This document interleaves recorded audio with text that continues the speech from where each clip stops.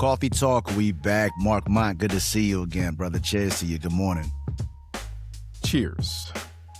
Yes. What's up? How are you, brother?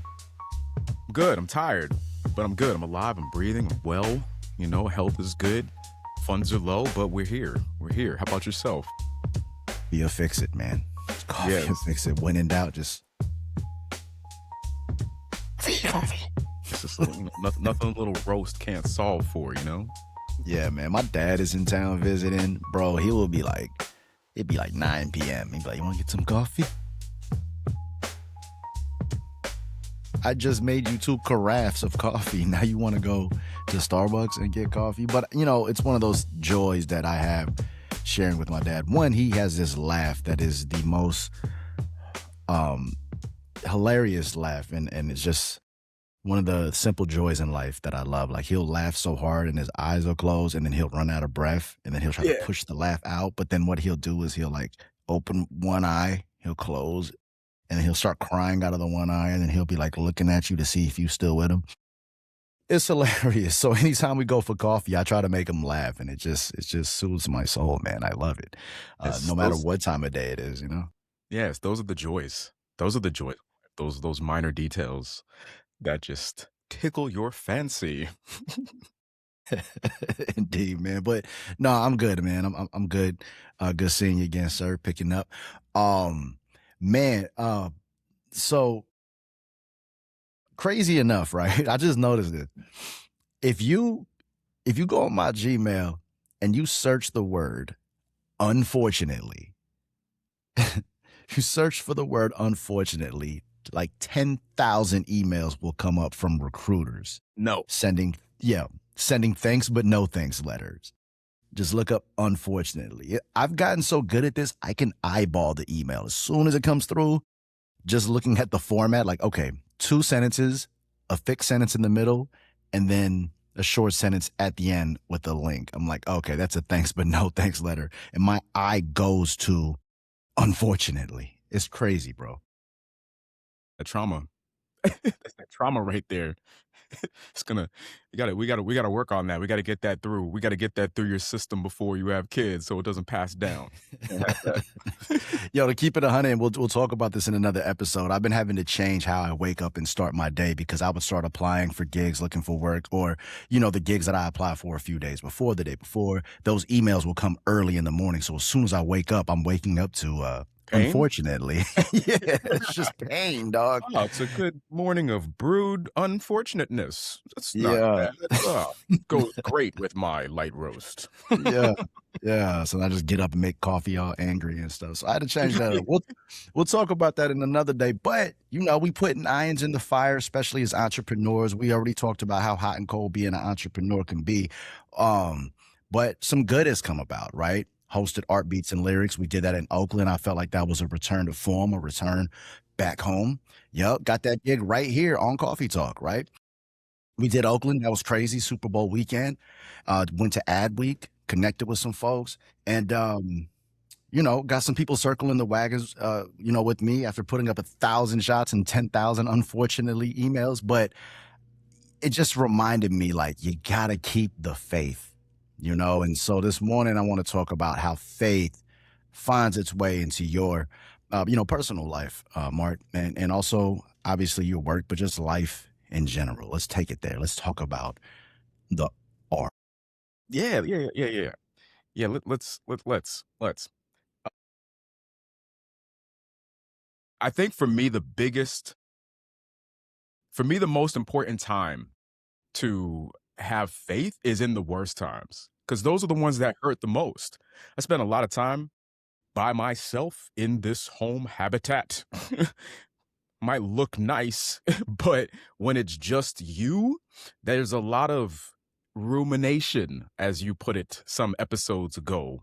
And ultimately, you know, when you're doing a multitude of tasks, whether you're hustling to get a job or get a contract or taking care of your extracurricular hobby / future endeavor, you're going to be doing a lot of task work that you just don't want to do. While you're doing that, if you're not on the phone with somebody or somebody's not in your home abode to occupy, your mind and your attention, then you're going to be in mind thinking, whether you're thinking productively or really kind of anywhere. There's going to be thinking, right?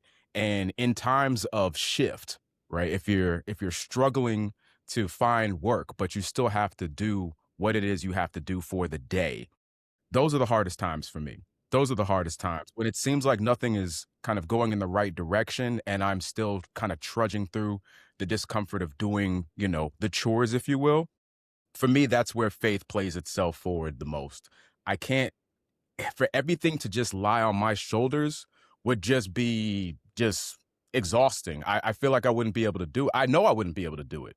I just wouldn't be able to do it. Right. There's any number of ways where for me, my relationship with God is very pivotal and very, primary. I think where it comes up the most though is in the day to day, where I'm just having a hard time just, keeping the feet moving amidst, the solitude of doing it by myself. So yeah, So what does I that look like for you though? Is it like you just stop and like, hold on, before I lose it? I Let me say think this little prayer. nah, not even. I think it's a little bit. It's for me. It's like trust, right? It's hard if somebody gains my trust, that's gained through a series of you know activities, experiences, years. There's a lot that goes into that trust being gained, right? And I feel like the longer that the longer that loop goes without breaking, the harder, the more firm, right, the more solid that trust becomes. For me, I look at faith the same way, right? I look at my relationship with God the same way. As long as I don't lapse in my faith, then it stays strong. So for me, I just kind of give myself those ambient reminders of, hey, you've had faith for this long. You've made it this long, right? Look at everything else, regardless of how you feel, and continue to do what you've been doing. Do you have any reason to lose your face? Sorry, to lose your faith, right? And drop the guard on that, and to question it, to doubt it. Do you have any? No, you don't. So then keep it. I just keep it black and white like that, No right? And doubt. So it's a conversation with yourself, or is it a conversation with God? it's a conversation with myself. I would say it's a conversation with myself. I mean, I think that there's a piece of I think your gut I think your gut is the piece of God in you. So if you're talking to yourself, you're still talking to God. That's how I view it, right? I don't think you don't have to agree. Nobody has to agree with that, but that's just how that's what works for me, right? And I think as long as I don't kind of shift up on that belief, then that is more than enough for me. I don't need it to viscerally make me feel better. I don't need my faith to make me feel better. I just need to keep it intact. And I need to know that it's there. So me reminding myself that my faith is there, God's there, right? Things will work out. The combination, the double dragon wombo combo of me plus, him will see the best results, right? Just continuing to remind myself that that is the equation, that is the constant equation that works, and just continuing to just hold that firm. Yeah. Yeah. No, I love that, man. I love that. It's reaffirming that belief in yourself and that yourself is very much one with God. So I love that, man. Shout out to you. And thank you for sharing that because I didn't know that about you. We were talking about yesterday, about faith and religion, and I know you got a crazy backstory with that. But yeah, I had no idea because you're always working, you're always hustling, and you're always doing what you do. But we never really talked about faith Yeah. and religion. So this is a cool convo, man. I feel like what I've been trying to shift is is I do my breath prayers. I do my breath prayers real fast. I haven't been doing the best job recently in the last month with meditating and just making sure I'm not operating out of survival mode or out of just a mindset that isn't conducive. So I need to improve on that, but I will stop for those breath prayers and also remind myself that maybe the way I'm thinking, the way I'm ruminating or building my own anxiety, um, isn't me. I don't identify with that. It is just what my brain is doing, right?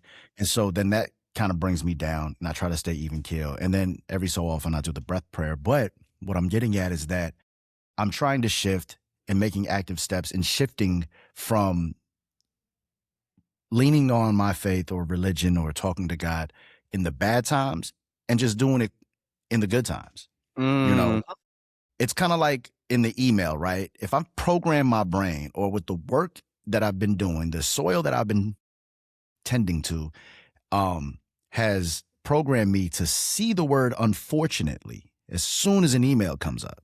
It's like, unfortunately. That's how I've programmed my mind to see the negative, right? And then I see the negative, and then you're not just gonna sit in it, like you say, right? You're gonna then talk to God. You know, the shift that I'm making is let me just give thanks. Let me be grateful and show my gratitude at times. Let me acknowledge that even if it's a little win, I couldn't have done it without my faith, without God.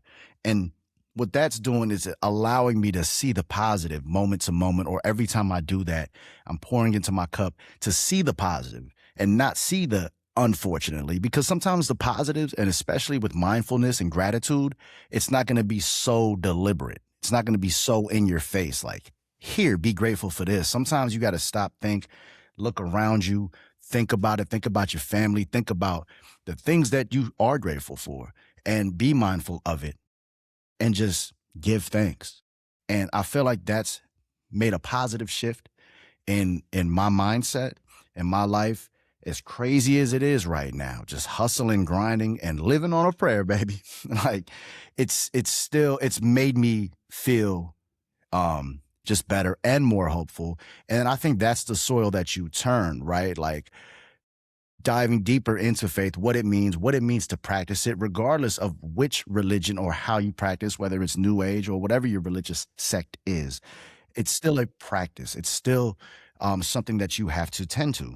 And that's kind of where I'm at in my journey right now. And it's been interesting seeing also how you practice, how I practice works different for different people. So then that's also opened up conversations like we're having today to be like, what's faith mean to you? Or how does it come out of, how do you reap what you sow when it comes to faith? You know what I mean? So I want to toss that back to you real quick. How do you, or what are some ways that you have seen or reaped what you have sown in the way that you've exercised your faith? well, hmm. I'm trying to think how to simplify it because I could write a book about God's graces. I think for me it's not hard to look at what is way too detailed to be happenstance or irony, right? It's very Mm. clear where it's like the way that this played out is so very specific that there's just no way it couldn't be. And there's some very large things, right? There's some very large kind of assist that I've given out of myself, right? I've helped a lot of people. I've done a lot of things, right? Because I want to, because I care to. But ultimately, when you give, you're not giving with the expectation of a return. Yet, and still, the largest areas of my give, I've seen actually come back years later in excess, like in serious excess. And some of the give that I've given is substantial. So I wasn't expecting that. Would it be great in times of lowness? Do I feel like, I wish I had a homie or I had just somebody that could help me out like this, like I did for this person? Of course, your mind is going to wander over to, some kind of, shaky thoughts like that. But the reality is, I don't have those. I don't run into any thoughts like that anymore, predicated on the abundance that I've gotten back on the receiving end for what I've given out. Those have been very, very clear illustrations, right? There's been other times where I had no clue what was about to happen, shoot, the next day as it pertained to my financial situation. I got this bill, I got that bill. This is due, that is due. I don't have enough hours, or even if I get this project and I turn this around as fast as possible, there's still another 2 weeks to 4 weeks. If it delays, maybe 6 weeks to 8 weeks until I see that cheese. So what is the mouse to do? What am I gonna do? You're gonna do nothing. Faith is gonna do a lot though, right? You can't see what's gonna happen. You can't see that phone call that might come tomorrow and solve your problem. You can't see tomorrow, right? And ultimately, I've just had this a multitude of examples where things got real close to failure. I'm talking failure, like on some like I would probably have to leave my home, move back home, live with my mom type level Mm, type, stuff, or mm. certain devastations or what have you. But ultimately, I'm still here and things have always worked out. You think about like a paper airplane, you throw a paper airplane, and what keeps it from landing on the ground? Natural forces, the wind, the weather, right? The conditions. What disrupts, the environment to keep it going or to bring it down? I feel like since 2017 forward, which is when like the first time I lost like my first like major job, it felt like a paper airplane was set off into the wind, and I'm just, like, on that plane like, "Ooh, I don't know, it's getting a little close to the ground," but it just never quite touched the ground. Knock on wood, right? But ultimately, I think the fact that I'm still here and I'm still doing exactly what I'm doing, and I can see the progression, day over month over year, that to me is examples of why to hold the faith, right? If I haven't caught such an extreme L as such, why would I shake up on my faith, right? If Yeah. this instance of hyper irony played itself forward, why would I not believe that at a minimum, even if I wasn't Christian, why would I not question if there is something bigger? Or from a scientific level, why would I question? Like, why wouldn't I question? Like, well, is it a chain reaction? Is my energy shaking outward? Like there's just too many, there's too much. There's too much that happens, right? There's too Yeah. many details. There's too much specificity to Yeah. just put that all under the slot of, oh, it just so happened to happen. Things just worked out. Like, nah, that's just, Yeah.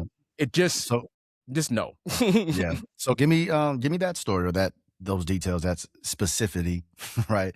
Of like a time where it was like you knew it was very much God or the faith stepping in to come through and helping you reap what you sow. Because I'm hearing you that you give of yourself, and that speaks to your character and just what you do naturally. And you've seen the benefits come back tenfold, months, years later. But is there something a specific time where it was like that was God, baby?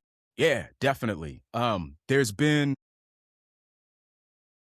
it's very expensive to manufacture high-end products when you don't have the energy to be able to put the hours in to make the money to buy the product and hopefully take the profits and flip that.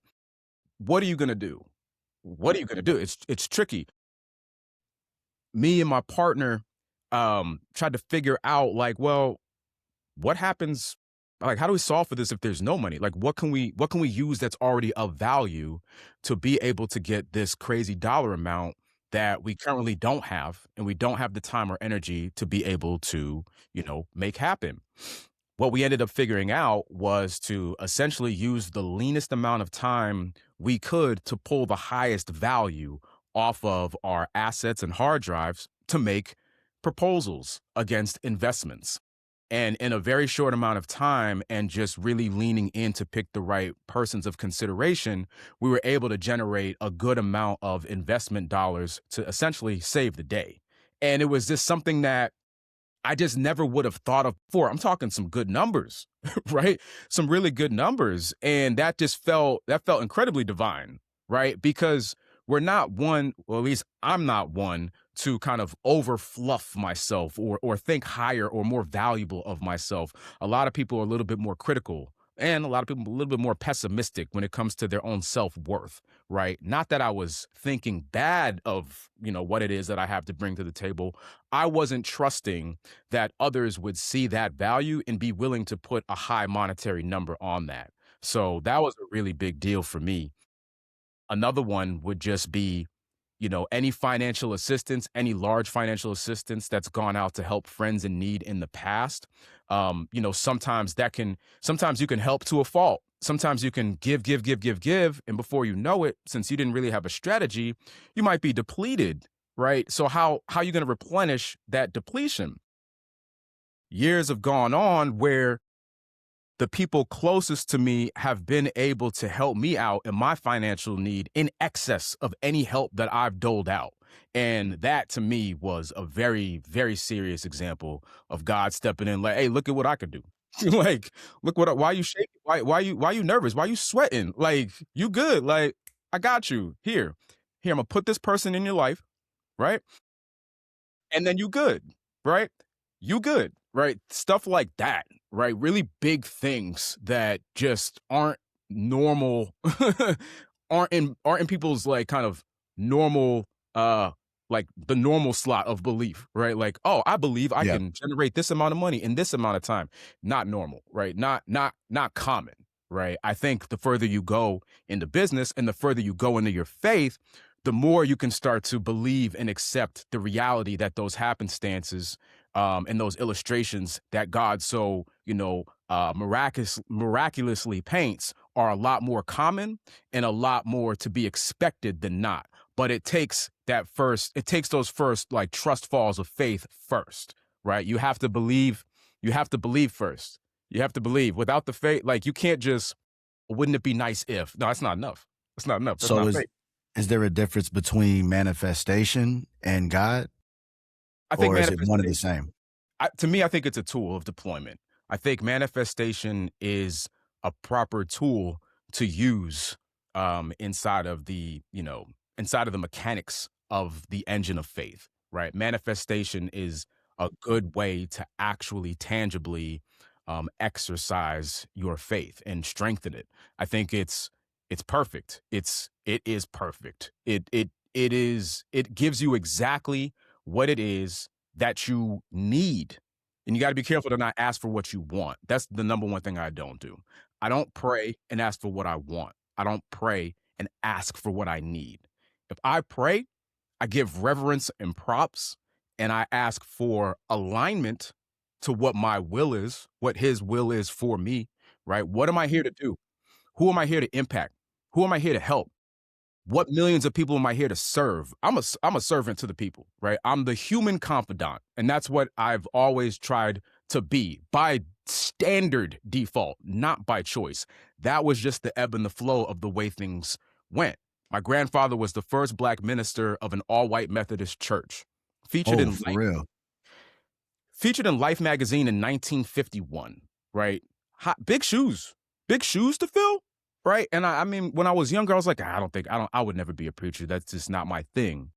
Lo and behold, I be in these streets straight up preaching, right? It's not in the pulpit, but Yeah. I do, genuinely care. If somebody has a question, if somebody calls me and they got an emergency, I'm generally going to do everything I can to help to the best of my capacity, and with manifestation, it's very much about believing that what is for you. Think about it like this. God got a bag.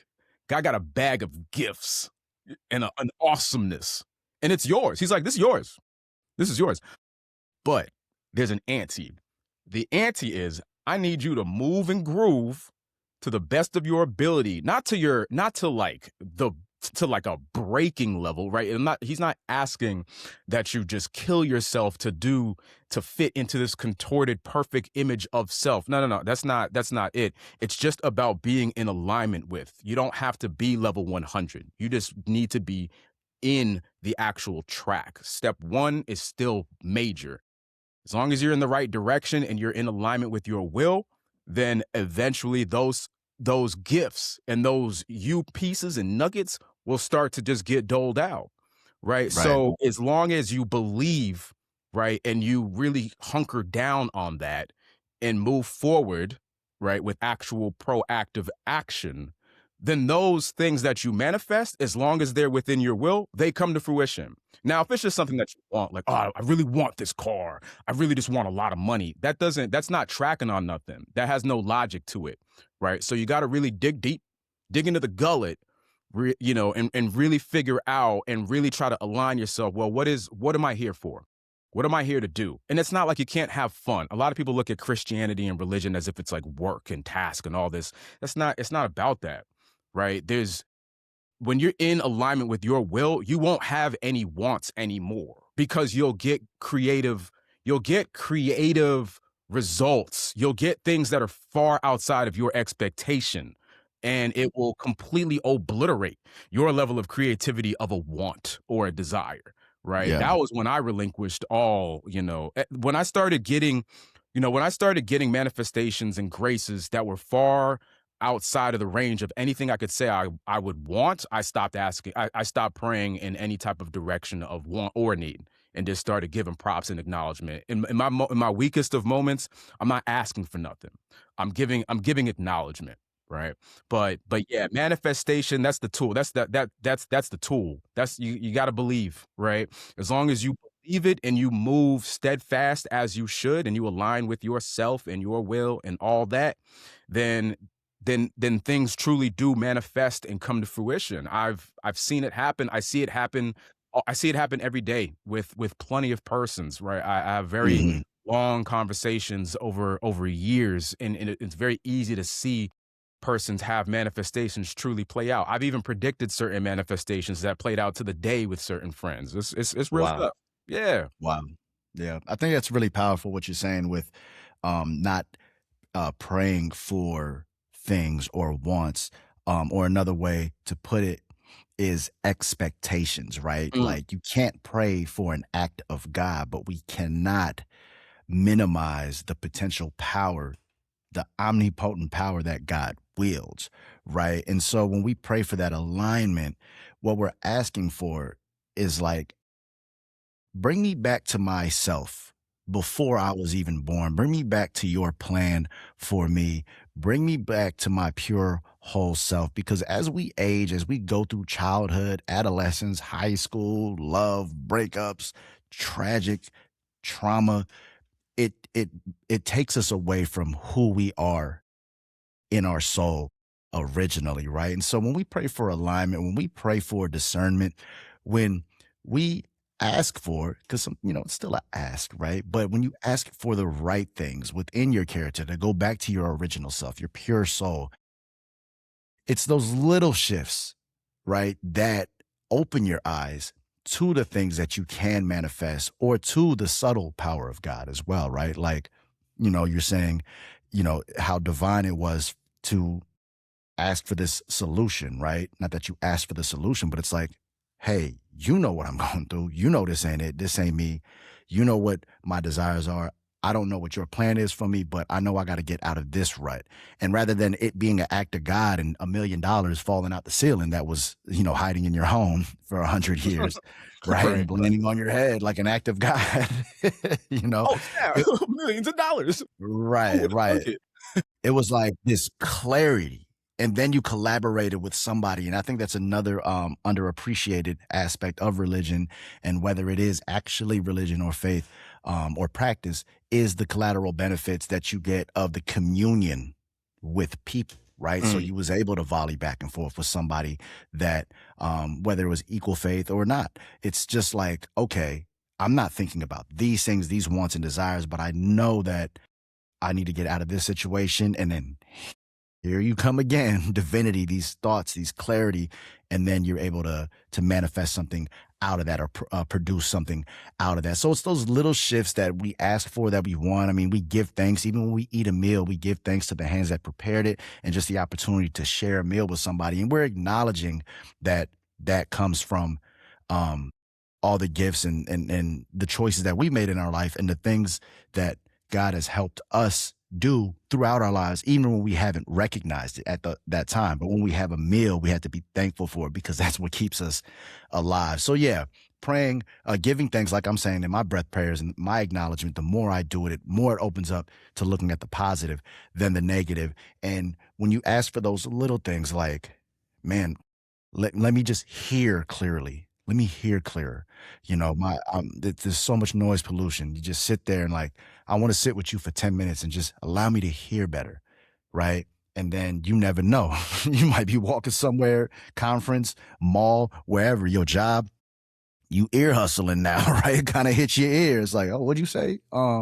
You need somebody to, you know what I'm saying? So you need a Yeah. model? You need a model? I got you, baby. You wouldn't have heard that. So it's those little subtle powers, but we cannot underplay the omnipotent, all powerful power that God wills and the power that he bestows on us to empower ourselves, like you were saying earlier, with us and being one and the same with God. But it is that practice. And I implore everybody not to just pray for those wants and needs, like Mark is saying, but to pray for the things that will help you empower yourself to fully realize yourself in the power of God and for God to realize himself in you. Right? He made us creators because he's a creator, right? And so then you start seeing how one and the same we are. But it is important to give praise and thanks because it wouldn't be possible without him. Let's go, man. Tell me more about your grandfather though. What was the piece in Time magazine? What was it on? What was it about? Tell me more about his life and work, man. It's Black History Month. We got to put respects on grandpops, man. Man, my grandfather is a very good example of our former generations always being stronger than newer generations. Period. Period. My grandfather raised his siblings before he touched teens, many of them. Both of his parents were gone in the South, right? Um, Ultimately, he got into the word and got into education in a really serious way. He has so many degrees. It's frustrating when you go through, going through his old materials in his office. It's always, or in a storage unit, there's always a surprise. I just found out, I went back home for Christmas and my mom was like, she already told me about this before, but there was something that clicked differently this time. She was like, yeah, granddad, had this business and he had these couple of products with this particular message and this. And I was just like, wait. What you're saying is he was like a director and he had a brand, right? So we're like real Crazy. similar. Like it was just like, there was this, all these different pieces that were so similar to what I do and or have done or am working on. And it was as if he was doing them just like, just breezily. Like he just did, just an overachiever in all regards, like this crazy amount of degrees, crazy amount of skill and ability, and ultimately just put in the work to be, to be a servant to God, right? He's had plenty of conjugations. Like he's been the preacher of various churches. He's been in various regions. Been in various, very racially charged regions. Still pushing the good word. Yeah, he set a really high record for me to try to compete against, and it's frustrating because how do you? But it's cool though because I love having examples. As somebody that wasn't like super duper academic, like gifted, smart, intellect, like that was never me. I've always been a very straightforward person, try to understand things simply because that's what I could understand and comprehend and retain the best. So when I can see very clear, very simple, straightforward examples of like unicorn, superstar, did this and got this result, 1% instance, it gives me phenomenal data to be able to be like, okay, here's what 99% of people can come to expect. But here's this one example where a person was tracking on a 1% instance, right? And did it to completion. Here's another instance where mom, tricky time making money, raising 2 kids by herself, money's low in a more expensive region, tricky situation. How's she gonna do it? She did it effortlessly. She did it visibly effortlessly, right? And certain things that she was able to get manifested in my life and my brother's life, in just our timeline, are very substantial. Me being able to go to an amazing private school for middle school, right? That was because of faith, right? Her faith deployed. What my mom's faith looks like is, oh, let's just see. Let's just see. That's what it looks like. It seems casual, but it's so much bigger than that, right? That sounds like a lot of trust. Man, that's what faith is. Faith is like level 10 trust, right? You know, it's believing with no, it's believing at all odds, like regardless of anything else, regardless of what you think with your mortal mind, regardless of you think you know it all, right? You know, we get older, we think we know it all, but it's a trust fall. It's a trust fall at the edge of a building. Yeah, right. Like the Matrix. Like, oh, so many good motifs in the Matrix one. Facts. But Facts. shout out. You know what I'm saying? But my mom was looking for colleges for my brother and online, and she came across Eaglebrook. Very nice, prestigious school in Deerfield, Mass. Mind you, up north, it's competitive. It's man, exceptionalism is high. Like you got to be good, right? You either got to be smart, you got to be in arts, you got to be in drama, you got to be in sports. You got to be the man or the woman, right? You got like I imagine you got to be twice as good being African. Man, it's kind of like that's irrelevant, right? Because for one, my family wasn't moving like that. Everybody was working. We wasn't talking about racism. Was it there? Sure. But that's not what we're talking about. We working, right? There's bigger fish to fry, right? There's a bigger ocean to boil, you know? And I had already applied and gotten rejected to a couple of private schools. I was big into arts, but at the time I wasn't prepared and didn't have the right art supply. So in my application, I didn't do a good job, didn't get into the art program. That was like a slap in the face, like, because everybody knew I was big on art. So how, like, I'm in school, I felt it was like mad embarrassing, right? Like, how you gonna be super art, man, and you ain't even in ACE, like the art program, like the Ginsu Cats of Art. You ain't there, Mark? What's up? That don't fit. So I had already experienced serious L's very young. So I wasn't really that inclined to apply, because when we went up there to look at the school, I'm like, yo, this is like Neverland for kids. This is amazing. You see that hill? You could sled on that hill for days. School is a campus on a mountain. They own they own the broad side of a mountain, and they built out an amazing campus. And we go up there for this tour, got an interview or whatever, and mom's like, yeah, you want to go through? You want to apply? I think you should. And I'm just like, I mean, I do, but I don't want to take this L. Anyway, I applied and we got in. So then the next question is, well, how do we afford this? How do we afford this school that costs the same amount of a college? Financial aid, 100%. No problems. I get to go, changes my life forever. That is my mom's type of faith. Oh, let's just see. Let's just try. Couldn't hurt, right? So casual. Sounds like she fearlessly walks through those doors. Yeah, you know, with God's armor on, right? Because she probably didn't even think of financial aid first, but then you get through there and it's like, oh. It's crazy. It's crazy. Yeah, it's crazy. Black History Month is here, and that's a little bit of history about some blacks. Crazy. But you know, I feel like your grandfather walked tall so you can fly high, and he did it before Wi-Fi, baby. Let's go. Yeah. And he did it when he could have caught a brick to the face, right? There was one time when my mom was younger, and I think it was in Boston. There was a brick thrown through the house. Fortunately, I think what it was my mom had my brother, and she just so happened to have picked him up to like take him on a walk or something. But had that not happened, you know, that would have been a devastating literal blow by a brick through a window, right? So like, you know, it wasn't just that he did what he was doing. He did it against literal physical harm and offense. So like different type of strength. Everybody, last thing I'll say about that is it's really easy. I remember during like Black Lives Matter, everybody putting up the signs and support cool. That's great. But it's easy to say that or do that. It's easy to say what you'll do in a situation where there's an injustice being happened to a black person by a cop. It's real easy to say that.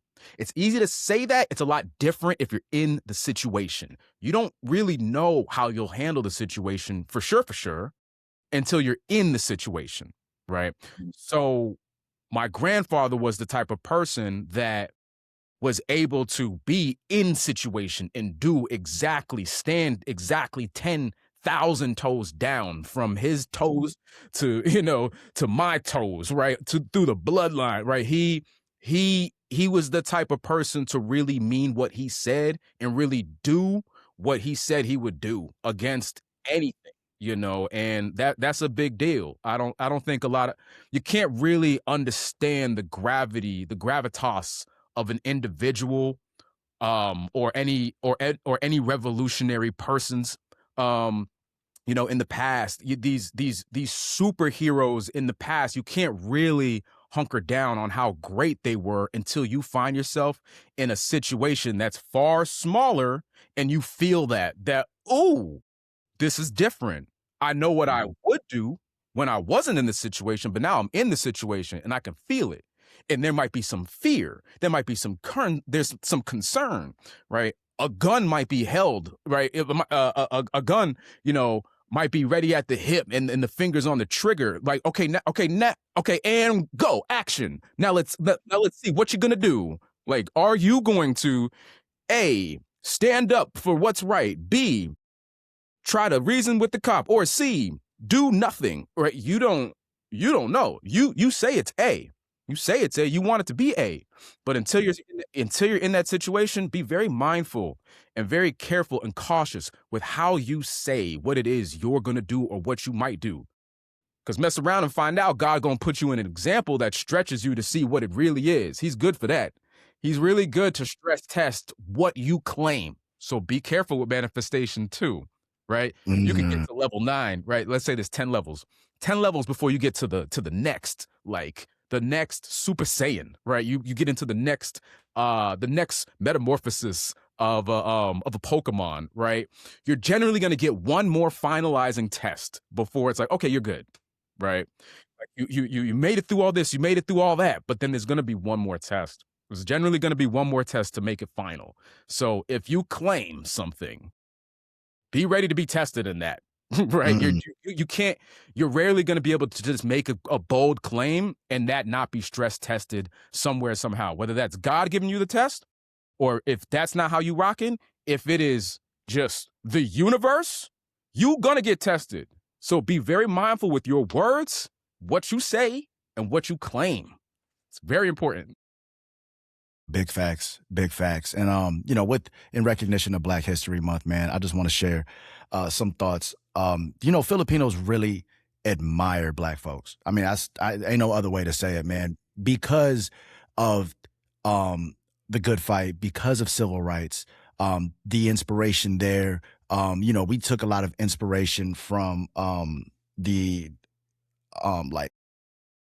like labor protests, right? When Filipinos came from the Philippines to America to be on fishing boats in Alaska, to be in the peanut fields in California, America showed us the promise of America showed us that we have a voice. I am a person. The collective power of us can change the laws and change the rules because, it's as late as 1898 the Philippines was still a Spanish colony. The Philippines was Spain's last colony of their empire. If you think about that, 1898, bro, that was like 120, 30 years ago, right? And so that American promise really rubbed off on us, right? And so again, Filipinos just really admire African Americans and the civil rights movement. And I was actually just a week old when I found out, or a week ago, that Thurgood Marshall married a Filipina.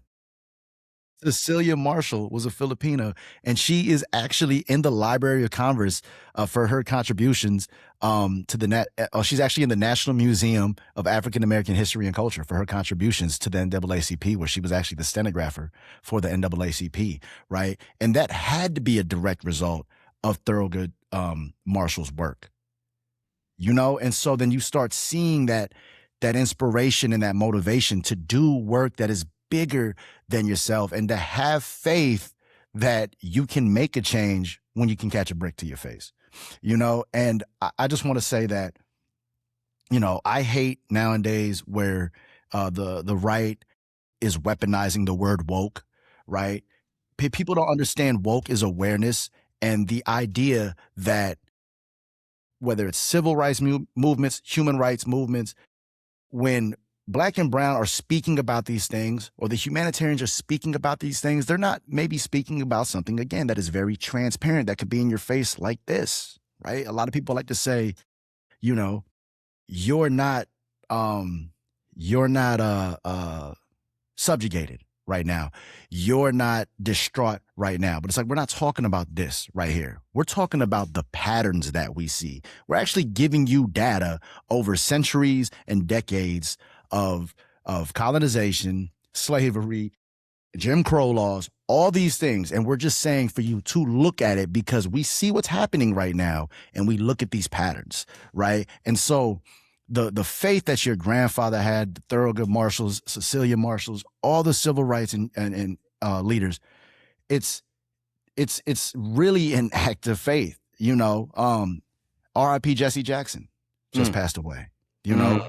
Martin Luther King Jr.'s mentee, in so many words, you know. And we've shown, history has shown, the better that you do, the more they're going to try to crucify you, the more they're going to try to throw those bricks at you, man. So this is why Filipinos just really admire African Americans, because in spite of that, you walked arm in arm across bridges, you know, got on buses, took over DC, you know, for the American promise.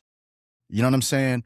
And again, man, just big shout out to your grandfather for having that foresight, that faith, that vision to make the world a better place. I mean, being a Black pastor in an all-white church in 1951, man, come on, salute, bro.